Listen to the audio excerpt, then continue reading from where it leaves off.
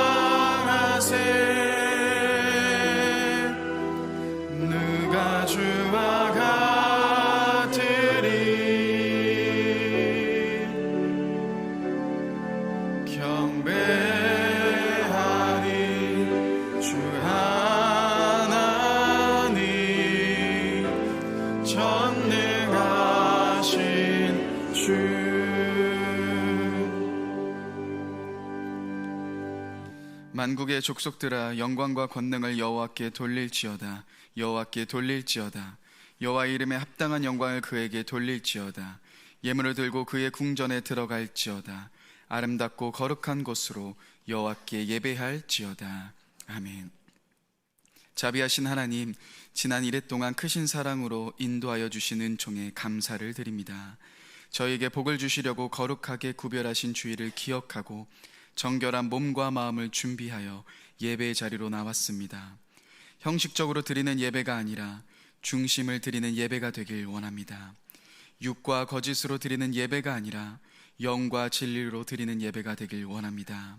거룩하신 주님, 예배하는 백성 가운데 친히 자정하시고 참 마음으로 드리는 저희의 찬송과 기도와 예물을 기쁘게 받아 주옵소서. 예수님의 이름으로 기원하옵나이다. 아멘. 찬송가 39장으로 하나님께 영광 올려드리겠습니다.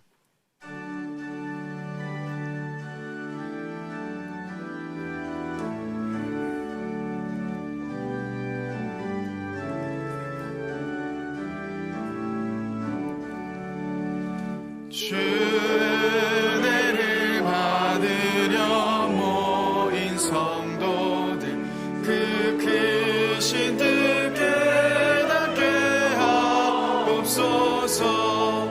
내 고통의 멍에를 다 벗게 되니 날 구속하신 이름 찬양하리. 주리를 곁에서 인도하시니 그 거룩한 나라가 이루어지네. 저 마귀와 싸워서 늘 승리하니 큰 영광 주께 돌려 찬양하리. 주 우리의 방패와 장검 되시니 나 승리의 주님을 따릅니다. 준 환난을 당할 때 늘 도우시니 승전과 높이 불러 찬양하리.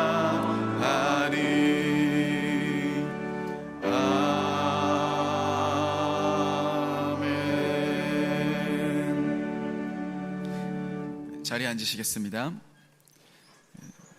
성시를 교독하겠습니다. 성시교독문은 고린도후서 4장입니다. 성시교독문은 주보 1면과 화면을 참조해 주시기 바랍니다. 우리가 이 보배를 질그릇에 가졌으니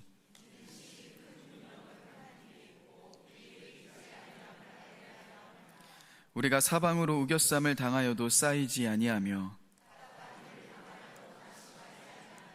박해를 받아도 버림받지 아니하며 우리가 항상 예수의 죽음을 몸에 짊어짐은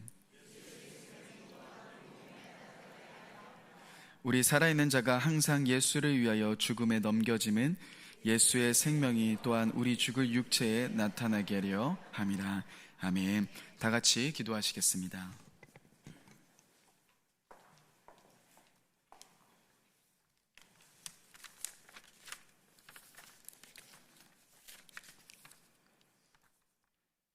사랑의 하나님, 오늘도 우리에게 생명 주시고 건강 주시어 하나님께 예배 드릴 수 있도록 인도해 주시니 감사합니다.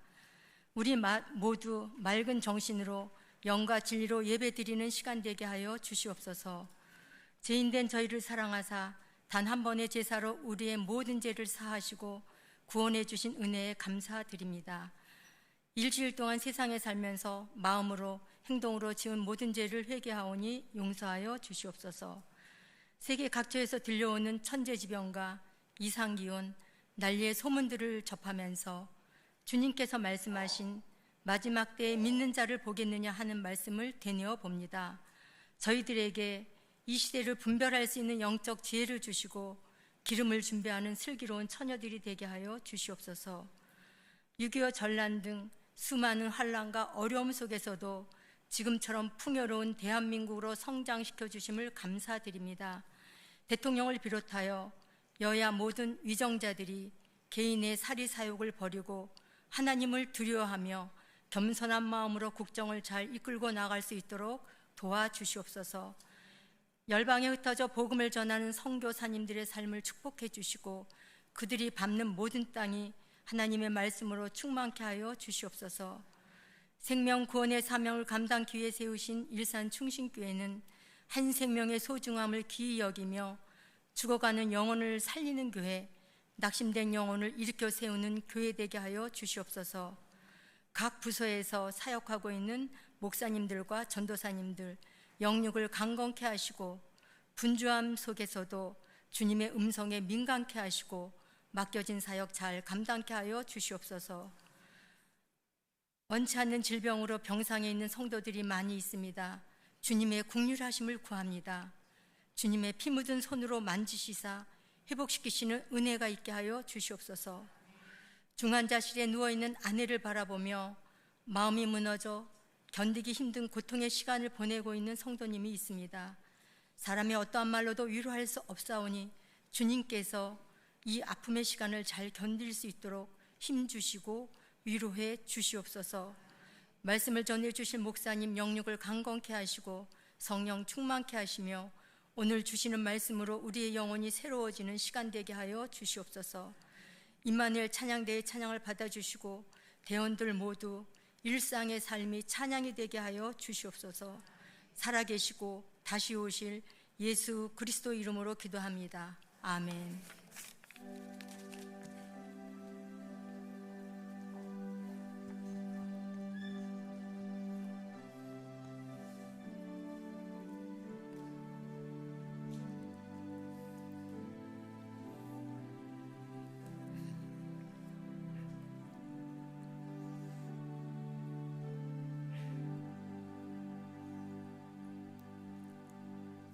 다 같이 자리에서 일어나셔서 마음과 정성을 다해 드린 예물을 하나님께 봉헌하겠습니다.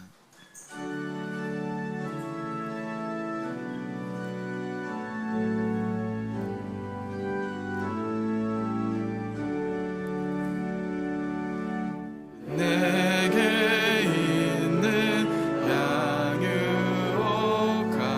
주께 가져와 발 위에 입 맞추고 깨뜨립니다.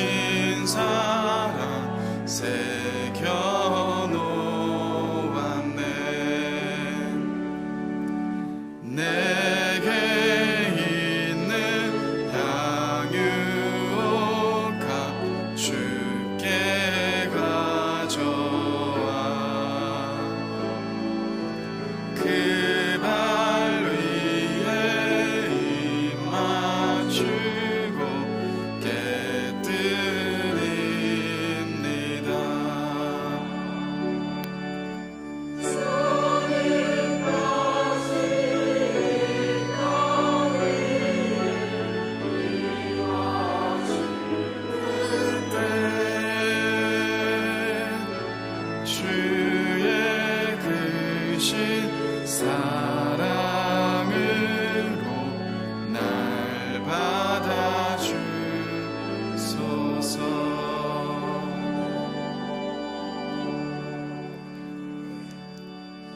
세상 무엇과도 비교할 수 없는 하나님 아버지 감사합니다. 연약하고 부족한 우리의 삶이지만 그럼에도 하나님의 크신 은혜와 사랑으로 인해 이 자리까지 올 수 있었습니다. 삶의 무게와 미래에 대한 염려 속에 살아가는 우리이지만 오늘 왕이신 주님을 신뢰하며 예배의 자리 가운데로 나아갑니다. 이 시간을 통하여 영광의 왕이신 주님을 만나는 우리가 되게 인도하여 주옵소서. 모든 것의 주관자이신 주님을 인정하기에 11조와 감사의 예물을 드립니다. 또한 다음 세대와 열방의 유일한 소망이신 주님을 바라보며 선교와 장학, 지정의 예물을 드립니다. 하나님의 영광만이 드러나게 하시며 소망 되신 주님만이 나타나게 인도하여 주옵소서. 군에서 수고하는 귀한 자녀들과 병상에서 신음하는 환우들, 직장에서 책임을 다하는 성도들을 돌아보시어 오늘 예배를 함께하고 있지 못한다 할지라도 주님께서 함께 하셔서 주의 자녀로 살아가고 있음을 온전히 누리게 하여 주옵소서. 이 모든 말씀 우리를 푸른 초장 실만한 물가로 인도하시는 우리 주 예수 그리스도의 이름으로 기도드립니다. 아멘. 자리에 앉으시겠습니다.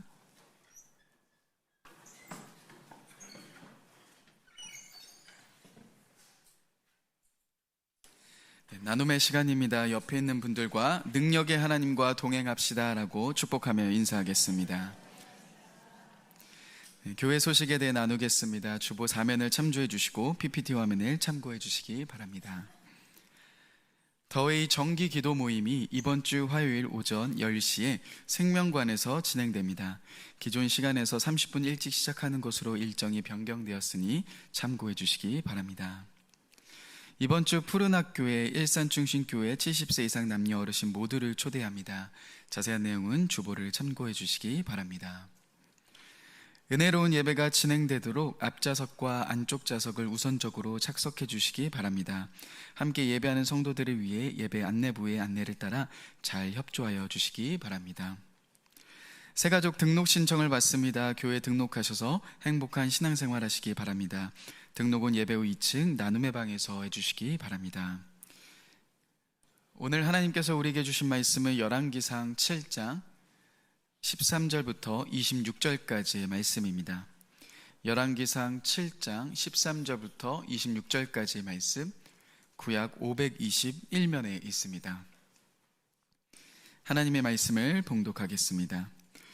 솔로몬 왕이 사람을 보내어 히람을 두로에서 데려오니 그는 납달리 지파 과부의 아들이요 그의 아버지는 두로 사람이니 노세 대장장이라.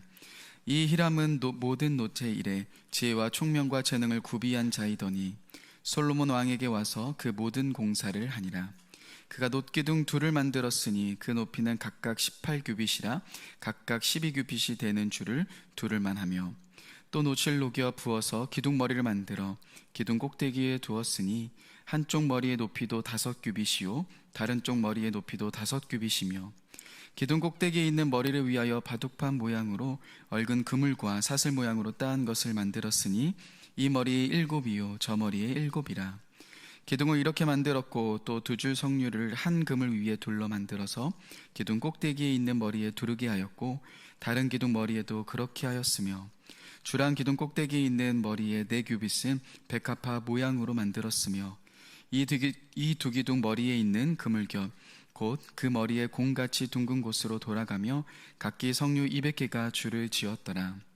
이 두 기둥을 성전의 주랑 앞에 세우되 오른쪽 기둥을 세우고 그 이름을 야긴이라 하고 왼쪽 기둥을 세우고 그 이름을 보아스라 하였으며 그 두 기둥 꼭대기에는 백합화 형상이 있더라.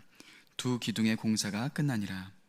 또 바다를 부어 만들었으니 그 직경이 10규빗이요 그 모양이 둥글며 그 높이는 5규빗이요 주위는 30규빗 줄을 두를만 하며 그 가장자리 아래는 돌아가며 박이 있는데 매 규빗에 10개씩 있어서 바다 주위에 둘렀으니 그 박은 바다를 부어 만들 때 2줄로 부어 만들었으며 그 바다를 소 12마리가 바쳤으니 셋은 북쪽을 향하였고 셋은 서쪽을 향하였고 셋은 남쪽을 향하였고 셋은 동쪽을 향하였으며 바다를 그 위에 놓았고 소의 뒤는 다 안으로 두었으며 바다의 두께는 한 손 너비만 하고 그것에 가는 백합화의 양식으로 잔가와 같이 만들었으니 그 바다에는 2000밭을 담게 했더라. 아멘. 임마누엘 찬양대의 찬양이 있겠습니다.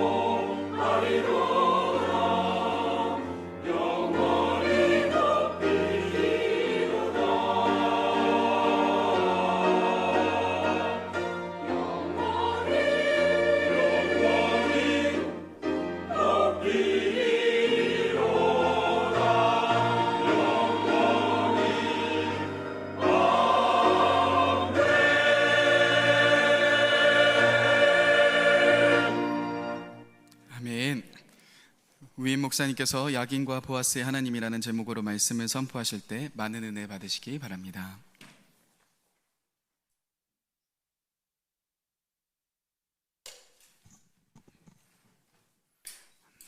임신한 한 여인이 있습니다.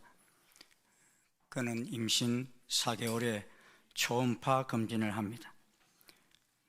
모두가 그렇듯이 잘 지나갈 것이다 생각했는데 의사는 그녀에게 큰 병원에 가서 정밀 검진을 하라고 합니다.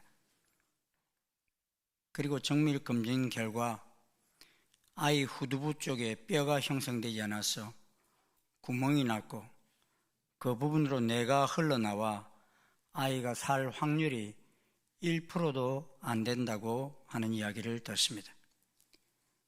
그리고 산모의 건강을 위해 낙태를 권유받습니다. 그래서 수술을 결정했는데 그때 아이의 태동을 느끼며 그 여인은 마음을 바꿉니다. 어차피 죽더라도 인위적으로 손대지 아니하고 10달을 채워서 세상 빛을 보게 해야겠다 하며 10달을 채워서 제왕절개를 하여 출산을 하였습니다. 다행히 아기는 태어났지만 생후 3일 만에 대뇌 70%, 소뇌 90%를 절단하는 수술을 받습니다. 4번의 뇌 수술과 2번의 다리 수술도 받습니다. 병원에서는 뇌의 90%를 잘라냈으니 아이가 보지도 듣지도 말하지도 걷지도 못할 것이다 예견합니다. 어머니는 그 아이에게 모세라는 이름을 지어줍니다. 이 박모세 형제는 울음조차 내지 못하던 아이였는데 5살 때 말문이 트입니다. 시력은 한쪽은 아예 안 보이고 한쪽은 희미하게 보입니다. 7살 때 모두가 율동을 할 때 율동을 할 수 없어 노래를 부릅니다. 그때 지적 수준이 3세에 불과합니다. 아이가 텔레비전을 보면서 가족끼리 노래하는 코너에 나가고 싶다고 말합니다. 그런데 정말 그 아이의 바람대로 나가서 무려 4승을 합니다. 그리고 박모세군은 2013년 평창 동계올림픽 스페셜 올림픽에서 110여 개국가 4천여 명 사람 앞에서 애국가를 부릅니다. 뉴욕 유엔 본부에서 유엔 세계 장애인 날에 대표로 노래를 부릅니다. 삶을 계속 살아갈 수 있을지도 모르는 그 인생에 하나님은 찾아오셨습니다. 아빠는 사업에 부도를 맞고 지하방에서 생활을 이겨내고자 엄마는 목욕탕 청소부로 우유 배달부로 아르바이트를 하면서 엄마 조영애 집사는 무거운 짐에 눌려서 무기력할 수 있을 그때도 포기하지 않고 나아갑니다. 근데 소망도 없어 보이고 기다림도 무의미할 것이다 생각되는 그의 인생을 하나님이 함께 하시자 그녀와 그 아들 모세를 그냥 두지 않으셨습니다. 세상 속에서 절망하는 많은 이들에게 이 시대의 모세가 되게 하신 것입니다. 본문을 보면 하나님은 보잘것없는 인생을 세우시고 보잘것없는 나라를 견고하게 세워가시는 하나님을 보게 됩니다. 열왕기상 5장에서 솔로몬은 이제 성전 건축을 준비합니다. 솔로몬의 성전 건축에 가장 힘이 되어준 사람이 있는데 그는 국경을 맞대고 있는 두로왕 히람입니다. 그는 5장 1절에 이렇게 표현하고 있습니다. 솔로몬이 기름 부음을 받고 그의 아버지를 이어 왕이 되었다 함을 두로왕 히람이 듣고 그의 신하들을 솔로몬에게 보냈으니 이는 히람이 평생에 다윗을 사랑하였음이라 하였습니다. 이웃나라 두로왕 히람이 가지고 있는 이 마음은 솔로몬 왕에겐 큰 힘이 됩니다. 왜냐하면 하나님의 성전을 건축하는데 꼭 필요한 그 많은 백향목 나무가 이스라엘 땅에는 없는데 바로 이웃 땅 두로에는 있기 때문입니다. 이 두로는 지금의 레바논입니다. 나무는 지금 필요하다고 해서 금방 만들어지지 않습니다. 특히 건축에 쓸 좋은 나무는 오랫동안 잘 키워야 하고 휘어짐이 없어야 합니다. 또 운송하며 건조시키는데도 전문적인 기술이 필요합니다. 그런데 이스라엘 땅에서는 그런 좋은 목재들과 전문가를 구하기가 쉽지 않습니다. 하지만 국경을 맞대고 있는 이웃나라 두루에서는 백향목이 잘 자라주었습니다. 훌륭한 전문가들이 많이 있었습니다. 그러기에 예루살렘에 세워진 하나님의 성전은 사실상 이스라엘 땅에서 난 것만으로 지어지지 않았습니다. 왜냐하면 두로는 이스라엘 땅과 국경이 붙어 있기는 하지만 나라와 민족은 다른 사람입니다. 그런 가운데 두로 왕 히람이 다윗을 좋아할 뿐만 아니라 그의 아들 솔로몬이 왕이 되자 솔로몬도 좋아하여 기꺼이 자기 나라에 있는 것으로 솔로몬을 도와주기로 결정하였던 것입니다. 이런 귀한 마음은 솔로몬에게 큰 힘이 되었습니다. 그런데 이런 재료들이 있다 해도 또 이 재료들을 가지고 성전 기물들을 잘 만들어갈 전문인이 필요합니다. 은사가 없이 그것을 만든다면 우습게 될 것이기에 성전을 지을 전문가가 필요합니다. 여러분, 광야에서 성막을 지을 때에도 하나님은 그 일을 감당할 수 있는 사람들을 지정하여 감당케 하셨지요. 출애굽기 31장 2절 3절은 이렇게 말씀합니다. 내가 유다 지파 훌의 손자요 우리의 아들인 부사레를 지명하여 부르고 하나님의 영을 그에게 충만하게 하여 지혜와 총명과 지식과 여러 재주로 라고 말씀합니다. 하나님이 지명하여 부르심이 보이십니까? 훌의 손자여 우리의 아들인 부살렐, 하나님 그에게 하나님의 영과 지혜와 총명과 지식을 주셨습니다. 아무것도 없는 광야에서 이러한 것을 만드는 기술, 그것은 쉽지 않기 때문입니다.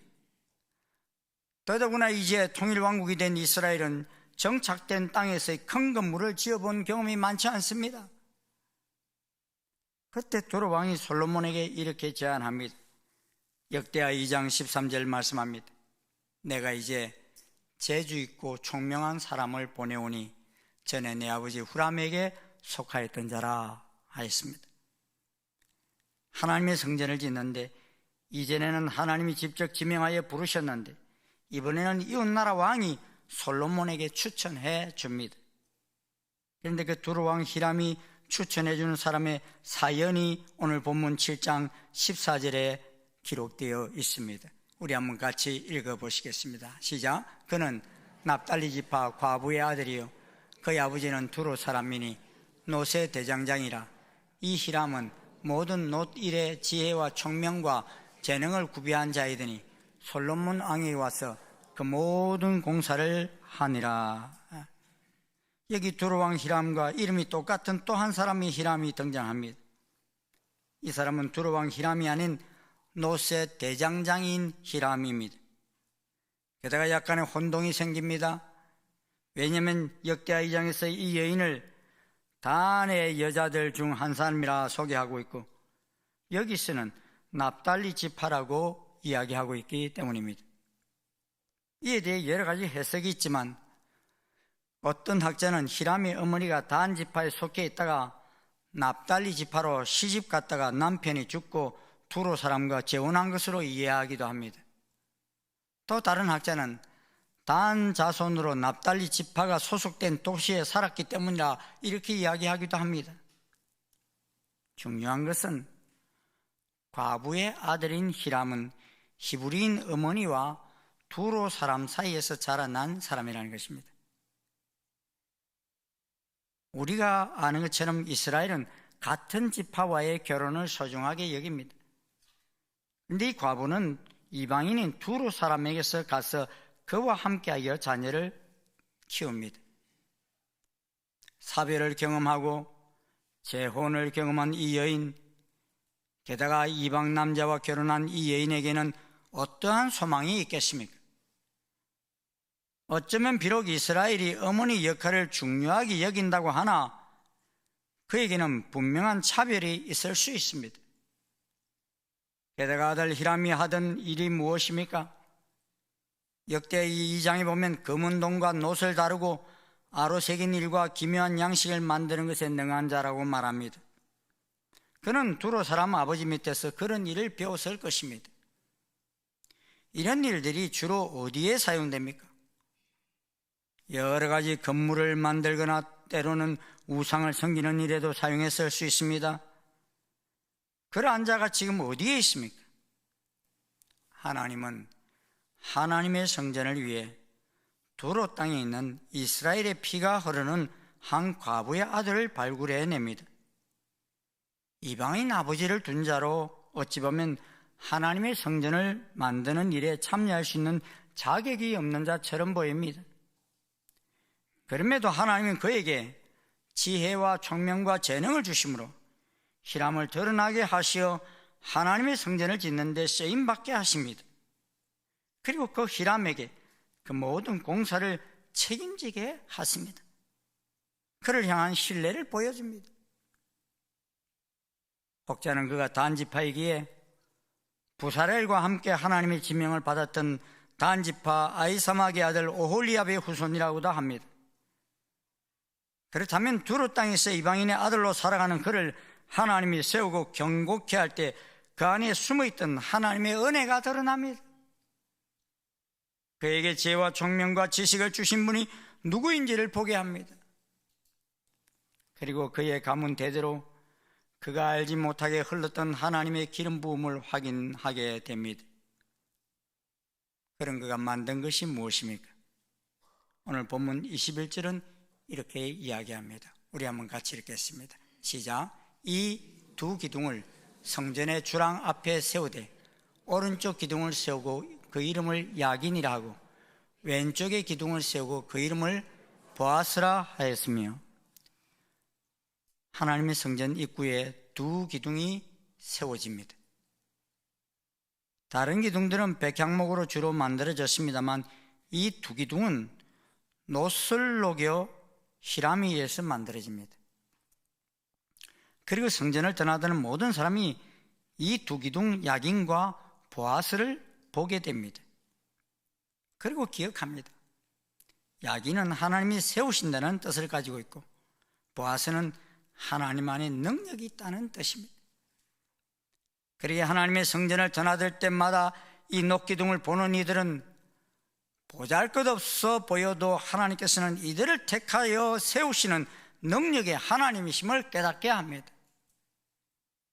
능력을 베푸셔서 권세 있게 살게 하시는 하나님을 기억하게 합니다. 잘 보십시오. 이스라엘이라는 민족, 그들이 잘나서 택함 받은 것이 아닙니다. 하나님은 갈대아 우리의 우상장사 아들이었던 아드람을 택하셔서 이스라엘을 세우시게 하십니다. 아버지에게조차도 인정받지 못하던 다윗 같은 소년을 세우셔서 이스라엘이 왕이 되게 하시고 그 가문을 통하여 예수 그리스도께서 이 땅에 오시게 하셨습니다. 애굽의 종으로 팔려갔던 요셉을 택하셔서 그 나라의 국무총리가 되게 하시고 자기 민족을 구원케 하였습니다. 모세와 같은 이를 택하셔서 물에서 건져내시어 이스라엘 민족을 홍해에서 건져내게 하셨습니다. 바세바의 아들 솔로몬을 택하셔서 하나님의 성전을 짓게 하셨습니다. 이 일을 하신 분이 하나님이십니다. 믿으십니까, 여러분? 그렇게 야긴의 기둥을 볼 때마다 하나님께서 일으키셔서 오늘 하나님을 예배할 수 있는 택한 민족이 되게 하셨고, 우리 자신이 하나님이 일으키심으로 오늘 여기 있게 되었음을 잊지 말라 하는 교훈이 주어지고 있는 것입니다. 또 왼쪽에는 보아스라는 녹기둥을 세우게 하셨습니다. 그리고 이 기둥을 볼 때마다 택하셔서 능력을 행하시는 하나님을 기억하게 하였습니다. 사실 그 당시 과부는 고아처럼 힘들게 살아가야 하는 그런 시대였습니다. 이런 거에 남편이 다 하였기에 남편이 없다는 것은 보통 힘든 것이 아니었습니다. 아마도 이 히람의 어머니도 본래는 이스라엘에 살았던 여인인데 남편을 잃고서 도저히 살 길이 없어 이웃나라 두로로 갔던 것 같습니다. 그곳에서 두로 남자를 만나 아들을 키웠습니다. 그러기에 그는 자신이 이스라엘로 돌아온다는 것은 생각지도 못했을 것입니다. 그래서 두로에서 노세 대장장이 기술을 연막케 하였는데 아들의 이름과 같은 히람 왕이 그를 어머니의 조국인 이스라엘 성전 건축하는 일에 절대적으로 필요함을 알고서 솔로몬에게 소개하여 돌아오게 한 것입니다. 생각지도 못했던 일이요, 상상조차 할 수 없는 일이 일어난 것입니다. 여러분, 보아스 그러면은 생각나는 사람이 있지요. 룻기에 등장하는 모압 여인 과부의 룻, 나오미의 며느리 룻을 아내로 맞이하여 다윗의 할아버지 오벳을 탄생케 하신 인물이 보아스입니다. 그러기에 다윗의 혈통을 보면 정통 유대인 혈통이 아닙니다. 유대인과 이방인 모압의 피가 섞여 있습니다. 보아스가 과부 룻을 아내로 맞이하면서 그 가운데 태어나는 아이가 다윗을 낳고 그 계보를 따라 예수 그리스도가 탄생할 것을 1%나 생각했겠습니까? 이렇게 하신 분이 누구십니까? 하나님이 그렇게 하신 것입니다. 바로 능력의 하나님, 그분이 하신 것입니다. 그 이름 그대로 생각조차 할 수 없는 능력과 권세로 일하셨습니다. 그러므로 이 야긴과 보아스의 기둥을 볼 때마다 일으키시며 능력을 베푸시는 하나님을 잊지 말라는 강력한 메시지가 그 속에 담겨져 있는 것입니다. 어쩌면 이 능력과 은혜를 경험한 사람이 바로 히람입니다. 과부의 자녀로 논문양을 만들고 살던 그가 부사렐과 오홀리압처럼 하나님의 성전을 짓는 이 중차대한 일에 동참을 합니다. 그의 인생 여정에 갑자기 나타난 하나님의 계획으로 말미암아 그의 인생을 하나님 향해 드려집니다. 그의 인생 자체가 하나님의 능력이고 하나님이 세워가시는 은혜입니다. 소그림으로 유명한 이중섭 화가가 있습니다. 그는 한국전쟁으로 일본인 아내와 어린 자녀를 데리고 쫓기고 쫓겨 제주도까지 내려갑니다. 1.4평에 살며 먹을 것이 제대로 없던 고난의 시간이지만 그에게는 비관적이지만은 않았습니다. 그의 그런 모습이 그가 전쟁의 틈바구니 속에서 그린 섭섬이 보이는 서귀포 풍경이라는 그림에서 보입니다. 전쟁 속에서도 너무나 평화롭고 고요함이 몰려오는 그림입니다. 히람을 통해 세워진 하나님의 성전 초입의 두 기둥도 그러하지 않겠습니까? 어쩌면 이방인의 손에서 자란 그가 하나님의 은혜로 세워져 하나님의 성전 기물을 만드는 데 동참합니다. 하나님이 그를 사용하십니다. 가장 거룩한 하나님 성전에 그의 그 재능도 모두가 다 변화되어 하나님의 능력이 됩니다. 세워가시는 하나님의 힘이 됩니다. 우리도 마찬가지 아닙니까? 때로 우리는 우리를 세워가시는 하나님의 힘과 능력을 상실한 채 살아갈 수 있습니다. 내 인생이 한치 앞을 내다볼 수 없는 구렁텅이 속으로 갑자기 빠져드는 것처럼 느낄 수도 있습니다. 요사이 모나코 강진 속에서 볼 수 있는 것이 무엇입니까? 깊은 밤에 지진이 일어나니 손 쓸 수 있는 틈도 없이 죽어갔어요. 또 리비아에서는 장대비가 오면서 뚝이 두 개가 동시에 무너지면서 한 도시를 휩쓸어버리고 10,000명이 넘는 사람들이 지중해로 쓸려가 죽었습니다. 도무지 사망자가 얼마나 늘어나게 될지 상상도 하지 못할 지경입니다. 그런데 그 중에서도 여러분 은혜의 소식이 들려옵니다. 사망자가 3,000명을 육박하는 모로코 지진 현장에서 한 마을이 통째로 목숨을 건졌다는 사건이 있었습니다. 이유인즉슨 한 결혼잔치 전야제가 신부의 집에서 밤늦게까지 진행되었기에 그 온 동네 사람들은 다 잠을 안 자고 마을 뒷뜰에서 잔치를 벌이고 있었어요. 그때 지진이 일어난 거예요. 물론 연회장은 아수라장이 됐지만 그 마을 사람들은 한 명도 죽지 않고 다 살았어요. 왜냐? 이 지진이 나는 그때에 밤늦게까지 축제를 벌이고 있었기 때문에 집에 한 명도 있지 않고 다 뒷뜰에서 춤을 추며 잔치를 벌이고 있었기 때문입니다. 이런 난리를 피할 계획을 가지고 그렇게 한 것은 아니지만 그 지진 났던 때 다 집 밖에 있었기 때문에 살아났던 것입니다. 그러기에 그 난리 속에서 이루어진 결혼식은 축복된 결혼식이 되었습니다. 왜냐하니 그들의 결혼식으로 인하여 온 동네 사람들이 살았기 때문입니다. 그러기에 이 신랑 신부는요 그들이 그 온 동네 사람들을 살려내는데 쓰임받은 사건을 평생토록 잊을 수가 없을 거예요. 그가 언론사와 인터뷰를 하는 모습을 보느라면 그 난리 속에서도 감격하고 있음을 보게 됩니다.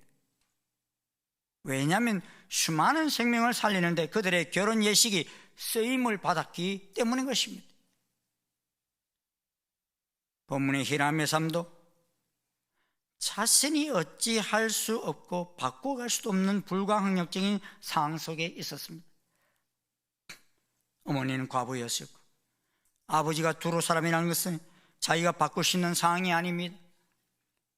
하지만 그런 환경이 그를 무력하게 하지는 못하였습니다. 왜 그랬습니까? 택함을 받았기 때문입니다. 모든 것이 불가해 보이는 것 같은 상황 속에서 성실하게 자신의 삶을 살아가고 있는 가운데 그는 부르심을 받았기 때문인 것입니다. 우리 가운데는 또 박모세 어머니처럼 그저 감당할 수 없는 무게로 느껴지는 인생 여정 중에 있는 이들도 있을 것입니다. 그런데 그것으로 끝이겠습니까? 우리의 삶이 그것으로 끝나겠습니까? 이 박모세의 어머니는 KBS 톡 쏘는 인터뷰 소다에서 이런 말을 합니다. 터널의 끝은 반드시 있다. 그러면서 포기하지 않는 한 희망이 있다고 말합니다. 우리는 하나님에게 제한을 두지만 하나님은 우리의 제한에 매몰되지 않습니다.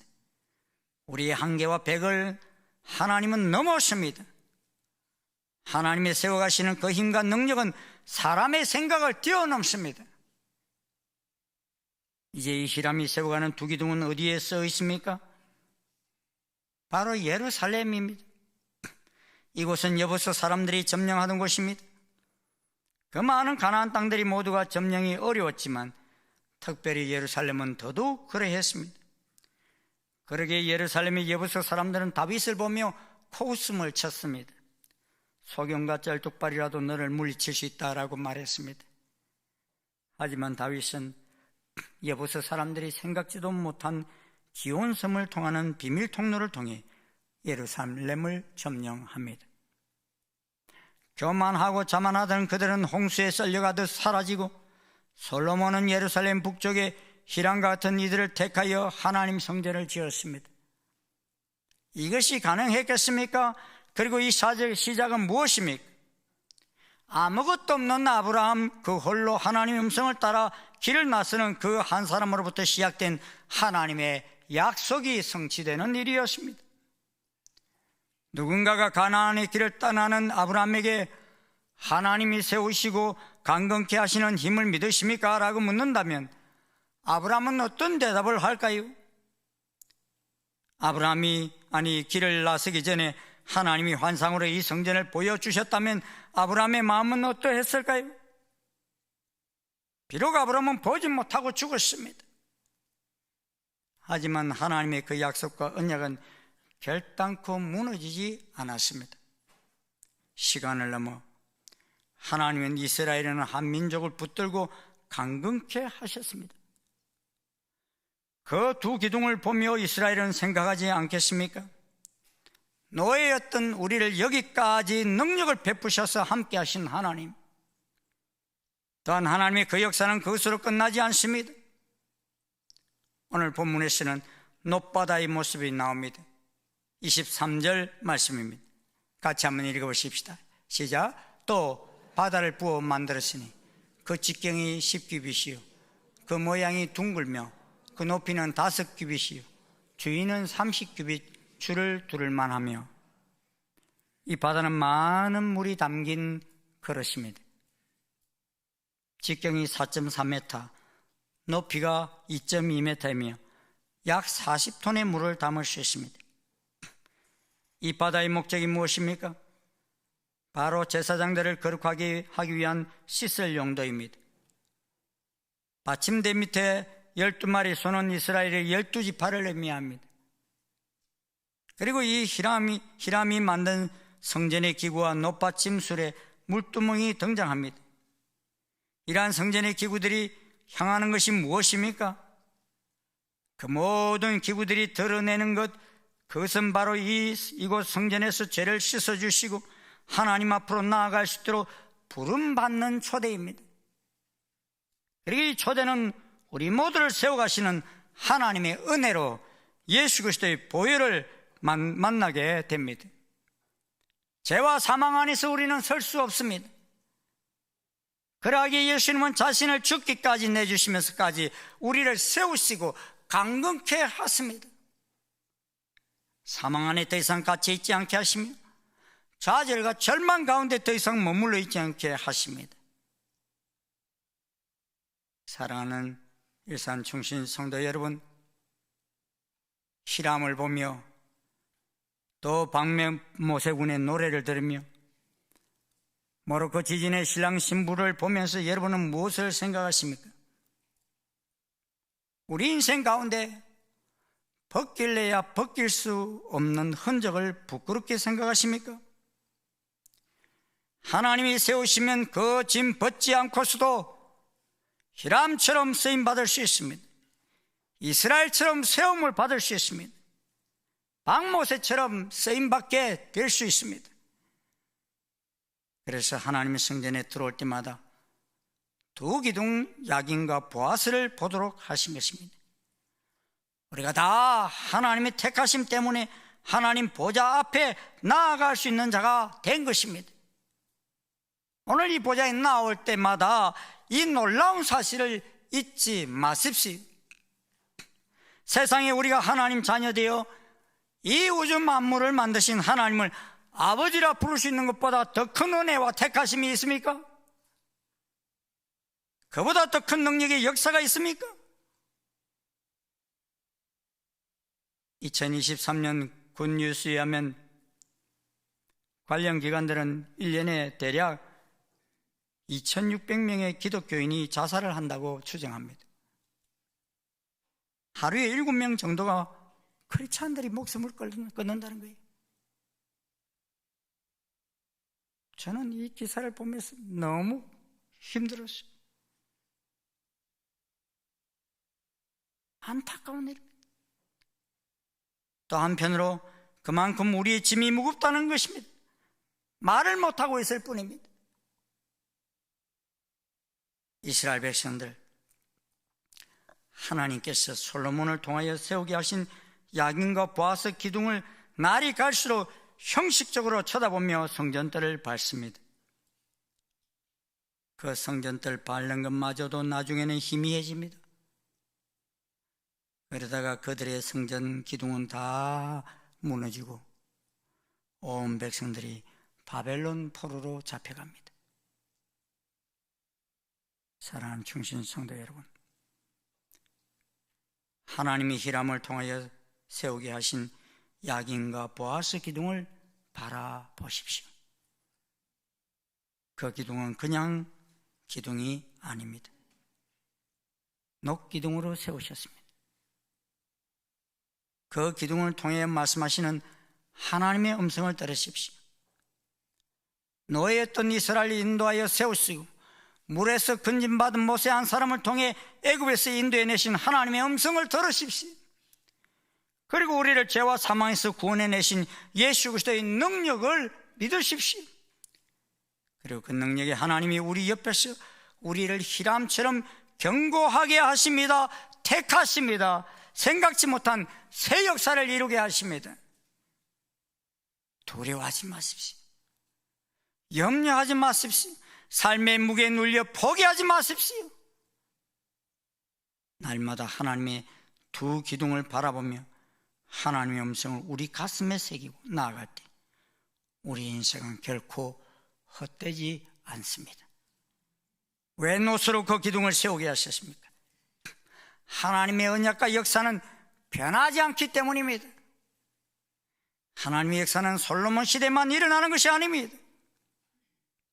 이 시대의 요셉처럼, 이 시대의 다니엘처럼, 이 시대의 히람처럼 하나님은 오늘도 우리를 택하십니다.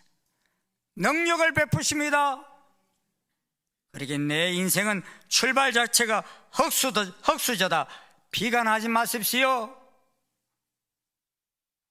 하나님의 손에 붙잡히게 되면 노예도 국무총리가 되고, 남편을 잃고 이미 간 과부의 자식도 하나님의 성전을 짓는데 쓰임을 받게 됩니다. 성경을 보십시오. 역전의 드라마가 얼마나 많이 기록되어 있습니까? 이 모든 드라마의 교훈이 무엇입니까? 어떤 난리 역경 속에서도 세우시고 능력을 베푸시는 하나님이 함께 하심을 잊지 말라는 것입니다. 하나님 폭풍 속에서도 사자굴 속에서도 우리의 아버지 되심을 잊지 말라는 말씀입니다.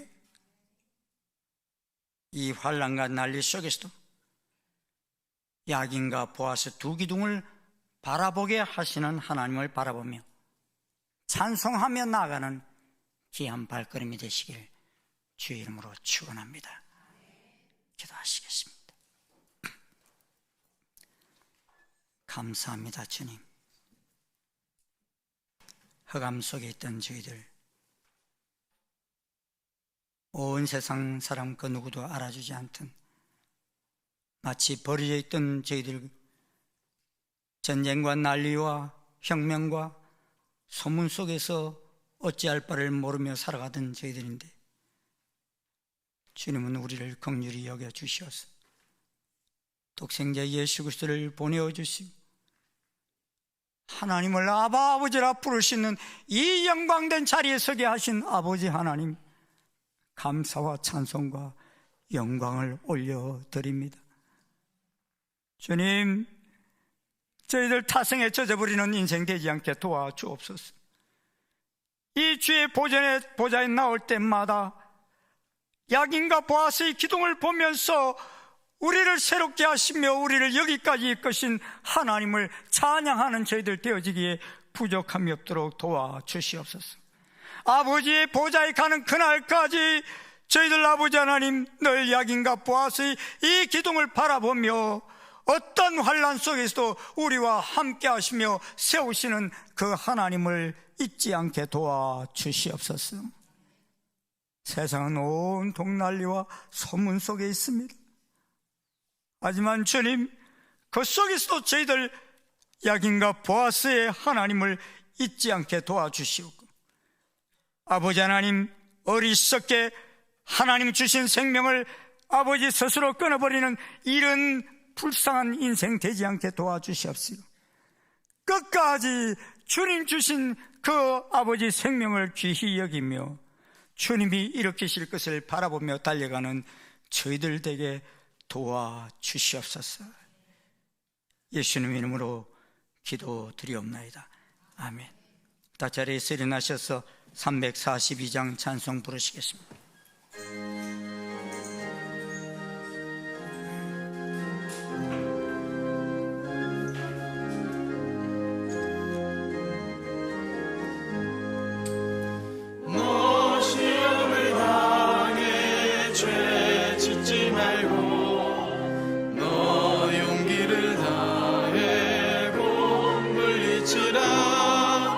너 시험을 이겨 새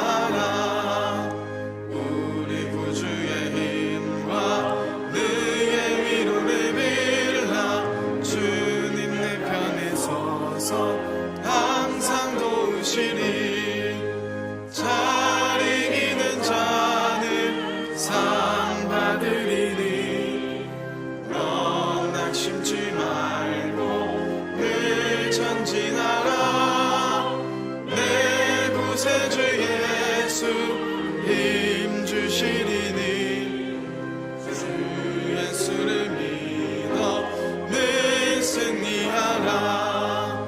우리 구주의 힘과 그의 위로를 빌라. 주님 내 편에 서서 항상 도우시리.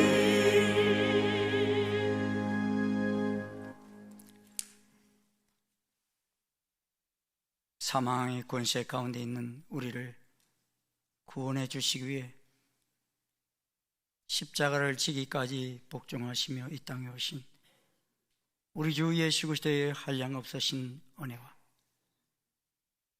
야긴과 보아스의 하나님이 되시는 하나님 아버지의 지극하신 사랑과 성령님의 교통 역사의 인도하심이 난리와 소문 속에서도 우리를 일으키시며 새롭게 하시는 그 하나님을 붙들며 끝까지 달려가는 아버지 모든 주의 자녀들 머리 위에 그 발걸음 위에 지금부터 영원토록 함께 하옵시기를 간절히 축원하옵나이다.